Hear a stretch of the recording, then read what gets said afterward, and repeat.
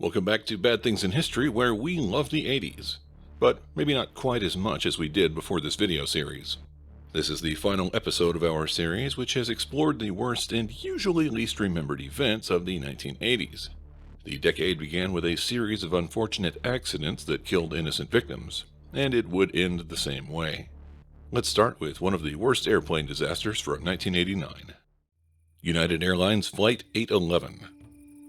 In the late 1980s, United Airlines had a regularly scheduled flight from Los Angeles, California to Sydney, Australia. Along the way, the airplane usually stopped in Honolulu.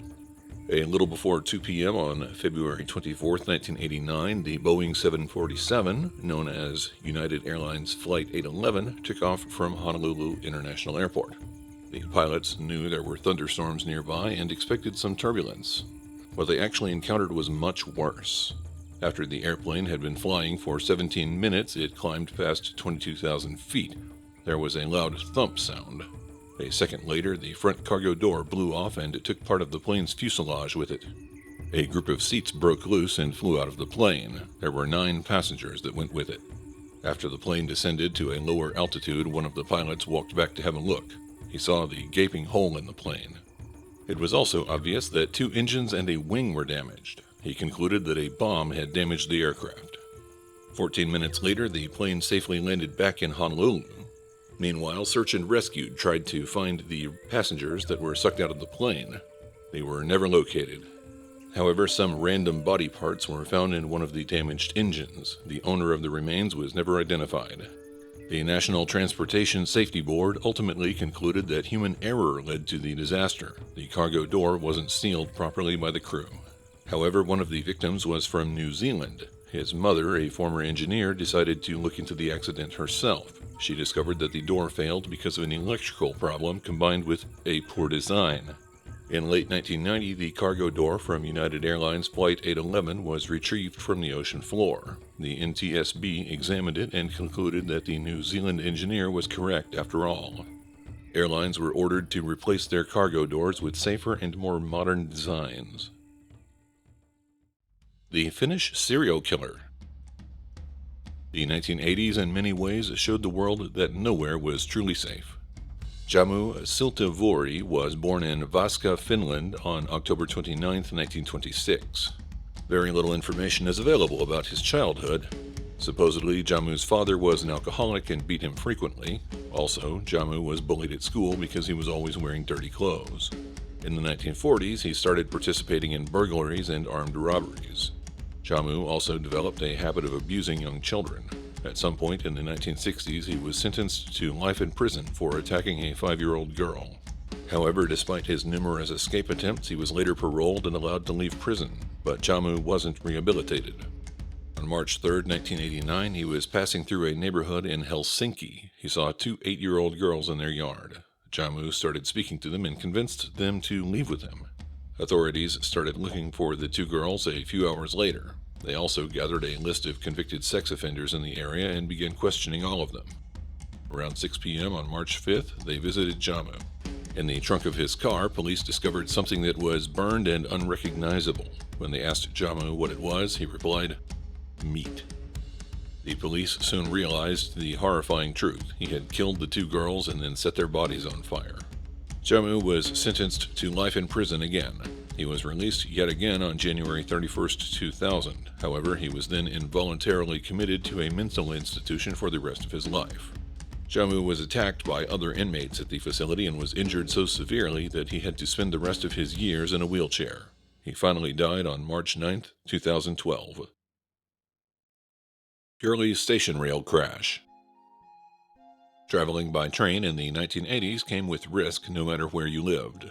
On March 4, 1989, around 12:50 p.m. in the afternoon, a train was stopped at Purley Station. It soon left, and as it got up to speed, it switched to another rail that would carry it to London Victoria. Another train was behind it, and it had left Littlehampton about 30 minutes earlier. Robert Morgan was the engineer in charge of the Littlehampton train. As it approached a signal telling it to stop, Robert ignored it and kept going. He soon crashed into the back of the Purley Station train. The collision pushed several cars off the tracks, killing 5 passengers and injuring 88 more. The driver of the Littlehampton train was found guilty of manslaughter and sentenced to a year in prison. However, on appeal, it was overturned. The court learned that the signal Robert ignored had often been ignored by other drivers, too. Robert died in March 2009. He drowned while sailing in the River Medina. Exxon Valdez oil spill. During the 1980s, worldwide demand for oil increased and mistakes happened. Exxon Valdez was an oil tanker that was first launched in October 1986. On March 22, 1989, the ship was docked near Prince William Sound, Alaska. Over the next day, the tanker was loaded with nearly 1.3 million gallons of crude oil. Unfortunately, Exxon Valdez had several problems. The tanker didn't have enough crew. This meant that many of those serving on the ship were not given enough rest. Additionally, when equipment on the tanker failed, it wasn't repaired or replaced. This included a radar system that helped pilots avoid collisions. Captain Joseph Hazelwood retired to his cabin a little before 9:30 p.m. on March 23rd. There were rumors that he had been drinking and had to sleep it off. Meanwhile, a pilot who knew the harbor worked with third mate Gregory Cousins to navigate Exxon Valdez out of the harbor. At 11:30 p.m., the pilot left. Gregory Cousins continued steering the ship south. He was supposed to wake his replacement, but decided to stay on the bridge and keep working. Unfortunately, around midnight, he steered Exxon Valdez directly onto a reef.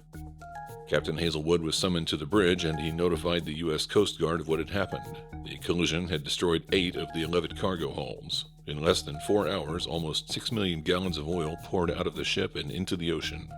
Cleanup efforts began almost immediately, with Exxon providing assistance. There was some conflict with local communities. Exxon wanted to use dispersant chemicals that locals in Alaska didn't want washing up on their shores. Despite efforts to stop the damage, the beaches around Prince William Sound were covered with oil. Millions of animals were killed by it. In 1990, Captain Hazelwood was put on trial after being charged with several crimes related to the oil spill. He was found innocent. After years of court cases, Exxon was ordered to pay over $5 billion in punitive damages. By 2009, that amount had been lowered to just $500 million. The Exxon Valdez was banned from entering Prince William Sound again. The ship was sold and used to carry cargo in Asia until it collided with a cargo ship in 2010. In 2012, the ship was finally scrapped.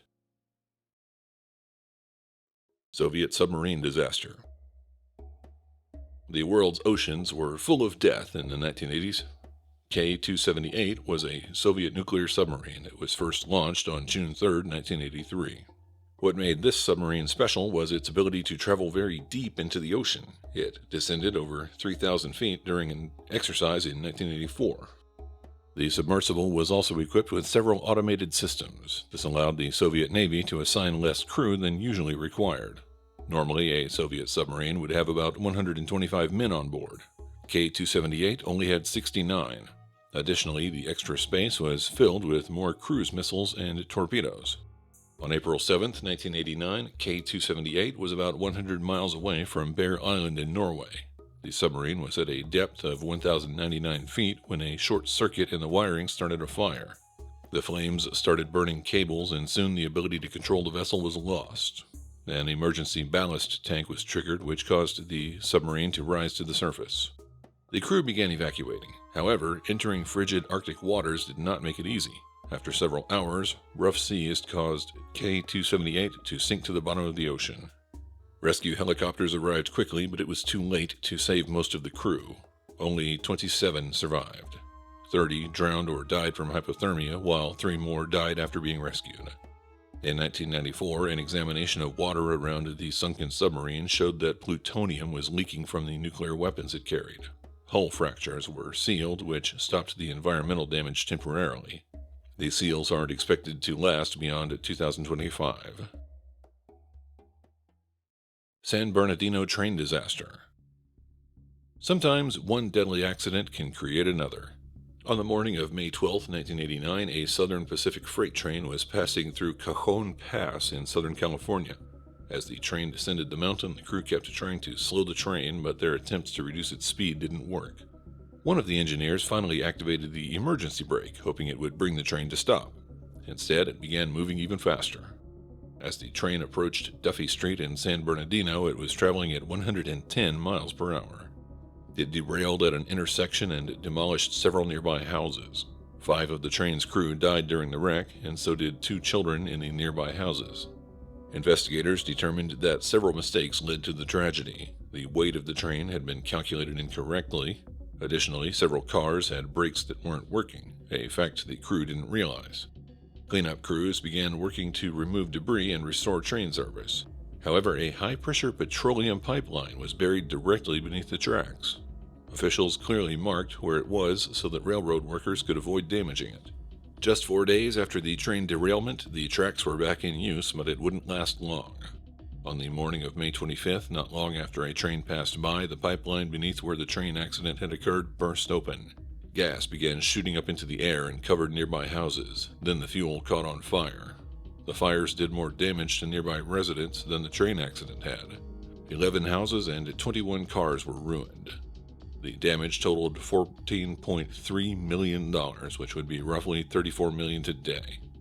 Almost everyone who lived near the intersection accepted a settlement and moved. Also, new regulations were enacted for freight trains to try and make sure they always had enough braking power. We have finally reached the end of this turbulent and formative decade. What do you think about the 1980s? Did we capture a side of it you never knew existed? If this series taught you something new, we'd like to hear your thoughts about it. And if you think we should cover another decade, tell us which one. Also, if you want to help us out, tell someone else about this channel. You probably won't be surprised to learn that the YouTube algorithm simply doesn't favor history channels like ours. Thank you for watching Bad Things in History.